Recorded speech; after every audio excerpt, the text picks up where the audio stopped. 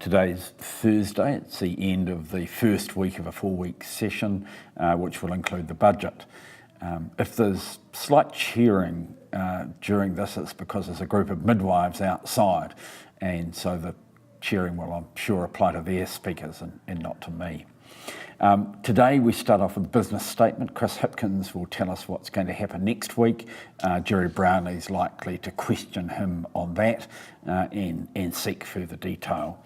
Then go on to questions. The first is Paula Bennett to the Prime Minister. Generally that means that the Leader of the Opposition isn't there, and it is pretty rare these days for a Prime Minister to be there on a Thursday, so it's likely to be Bennett to Peters. Does she stand by all of her government's policies and actions, which has become the new standard question when people are trying not to give away what the actual topics of the question is. Then the Greens are asking a question, which is interesting. Marama Davidson to the Minister of Local Government, and it's around the question of the cost to ratepayers of polls on the establishment of Maori wards.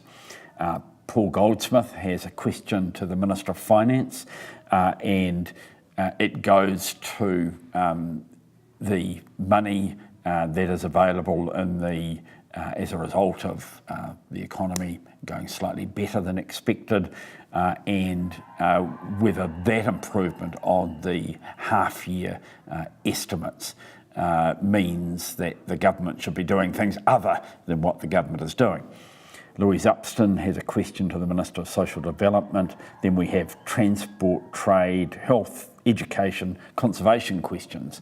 So it's quite a varied lot today. Then we go on to the Ngāti Tamaoho claim settlement bill in the name of Andrew Little. It's a second reading of this bill. Generally, second readings don't get quite the sort of publicity and don't have quite the mana almost of the first readings and the third readings, which are when they're brought into Parliament and when they go out. Second reading is a bit of a general discussion about the bill, and sometimes bills are changed by select committees, but very rarely for treaty bills. Then we go on to Government Notice of Motion, which is an address regarding appropriations for officers of Parliament. Now, this is something which, for geeks is really interesting, because most of the budget is decided by the government. The Minister of Finance brings in a budget, and the Cabinet and Minister decide what's going to be in that budget.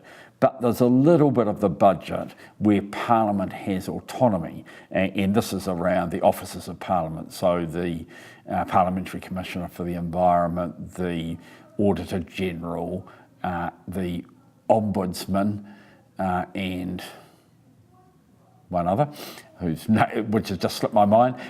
Parliament decides how much money they should get without the government having the right to say no.